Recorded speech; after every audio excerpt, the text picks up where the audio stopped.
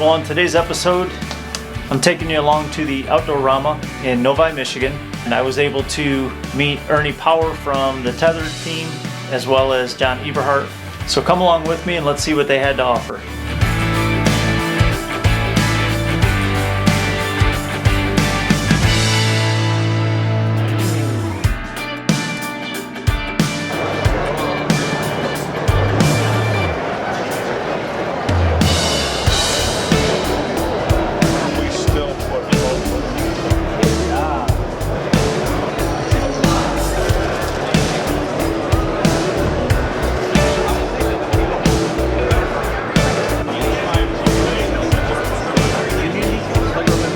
Might break the camera. Yeah.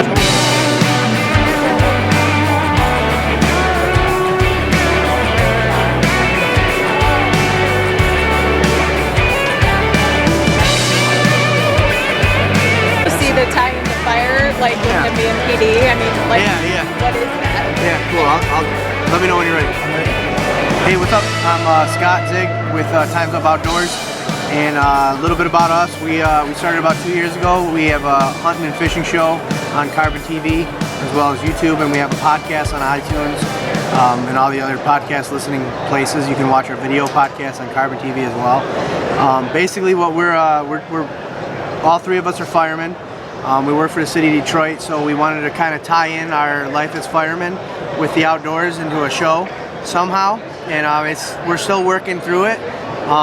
So you get a little bit of fire life, especially if you follow our social media. You'll see a lot of stuff that's going on inside the firehouse, us cooking, stupid stuff like that, messing around, and then basically hunting and fishing, anything we can hunt and fish in Michigan and where else we can go. Our show on Carbon TV right now, we have 7 episodes: bear hunting, deer hunting, bow fishing, turkey hunting, all that stuff. We got some big stuff coming in the works. We got another bear hunt in Ontario and stuff like that. So just filming our hunts and fishing trips and trying to inspire other people to get out in the outdoors and enjoy it the way we do. Awesome. That's about Appreciate it. that. Yeah, man, it's good to meet you. Good to meet you as well. Say hello. Hey, absolutely. Ernie. Yep. Greg, I watched you guys on the Michigan Challenge. Okay, yep. That looked rough. It was hard. A The lot of weather rain. was against us. The first couple of days, the weathers were against us. So we didn't get as much scouting, as much time as we wanted to in the first couple of days. And we only had so many days we could stay. We actually left before most of the other people because we had other commitments. Right. And the part that was really hard is we started to figure it out. The last couple of days we were actually seeing deer. We had a couple of small bucks around and we were getting the hang of it. You know, we're in a new state, new areas, and whatever else. And I really think if we hadn't have dealt with the weather earlier, we'd have had a better shot. Like I said, I felt like we were getting the hang of the area and what to look for. And we had gone on some really cool places where we kayaked in across the lake and did some stuff where there just weren't any other people, and that's where we started to see deer. But we ran out of time.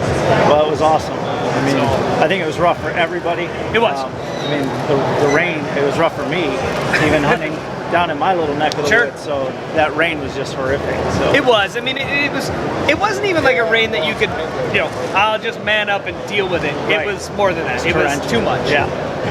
Higher on your top here. I mean, this is almost flat, right?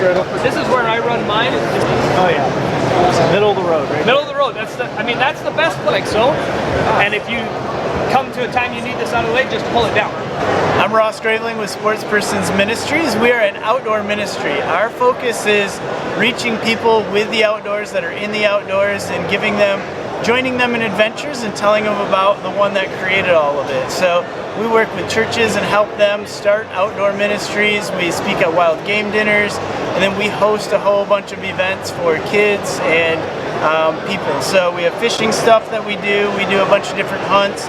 This last weekend we just did a coyote hunt where we had 6 guys and brought them out for a weekend and let them sit behind some of the thermal gear and see what it was like to go coyote hunting. So whatever we can do to get people in the outdoors is what we love to do. How do people get involved? So the easiest way is just to contact me through Facebook or through our website. Our website is spi-int.org, or you can look us up on Facebook. If you just type in Sportspersons Ministries International, it'll pop up. So that's the easiest way. John Eberhart? Yes, that's me, John Eberhart. Saddle hunter. Yes. You came to the right spot. Yes. Because of all of these, they've got 50 bucks in the record book, and 44 of them were shot out of a saddle, and most of them are on this wall. That's awesome. And we actually are also here with Tethrd. Tethrd, which is a new saddle company. They're right next door. I'll be checking them out too. And through them, I have a new signature saddle. Do you? Yeah, probably mid-July. That'll be in stores. The new one I'm coming out with is basically a modified version of that. Okay. So it's basically taking what I've been using for years and years, which I modified the original, the tree sling, and adding safety features, because you got to add a lot of safety features to get insurance. Right. That's awesome. Yeah. Now you've been saddle hunting for Since 1981. So you use tubular webbing for a bridge? My new one will be an adjustable bridge, but it'll be adjustable 1-inch strap. Okay. This is actually a picture of it. So this is it. Yeah, so it's going to have D-rings on the front here, Yep. as opposed to just fabric loops. Yep. Because with fabric loops, what typically happens is once you put your weight in the seat, the fabric V's and it stays in that position all the time. Gotcha. So if you want to adjust your seat on a single panel seat, you adjust your seat, you have to readjust typically where your bridge is on your loops. With this just slides into position. Nice. It just slides into position to distribute your weight even. Okay. No matter how far apart you separate the two panels. Awesome. It also has a belt. Yep. Had to have that to pass the safety test. Fall nice. test. Yep. When will those come out? My guess is mid-July. Mid-July. So be watching, mid-July. Yeah. My big question, the big secret, Yeah. what would you say is your top 2 tips you would give somebody hunting public land to scoring a buck? Number 1, always to me, is scent control. I pay 0 attention to the wind. And number 2 would be security cover, security cover, security cover. Yeah? And stay tight to or within some form of security cover. So you gotta get away from where all the other hunters are at, because basically on public land it gets pressured a lot. You're pushing deer, any big deer, you're pushing them back into heavier security cover where people typically don't go. You almost have to pretend everybody's trying to kill me, where the only places I'm going to go on this land where I might feel comfortable getting up and moving during the day. Gotcha. So if you revolve all your hunting around security cover, security cover, security cover, I can't say that enough times. It's going to put you back into bedding areas for the most part. It's going to put you across rivers, across lakes. You know, you're going to want to go to where other people just aren't willing to go Fight to because get it's into. too much work, and that's where they push the big deer into. Oh, that's a good tip. That's a really good tip. I revolve, even when I'm out of state, everywhere. Everything I do is, even if you hunt in Kansas or Iowa, if you still stay to security cover, because big bucks out there, you know, they will move through open timber and stuff like that, but still, they gravitate to security cover. You can't go wrong hunting within security cover or on edges of security cover. Transition security cover or bedding areas. Very good tip. 2 tips. Scent control and security cover. Security cover. Yeah, but when I say scent control, I'm a big activated carbon fan, and ScentLock just happens to own the patent on using activated carbon, so obviously I'm a ScentLock fan. And that doesn't mean just a jacket and pant, that means jacket, pants, head cover with drop-down face mask. It's about 40% of your odor comes out of your head. Yep. So if you got any gaps like the TV guys, you know, they wear a ball cap and they got exposed beards, unacceptable. That all has to be covered up. Thanks again. You bet. It's great talking to you. All right, you too. 1, 2, go!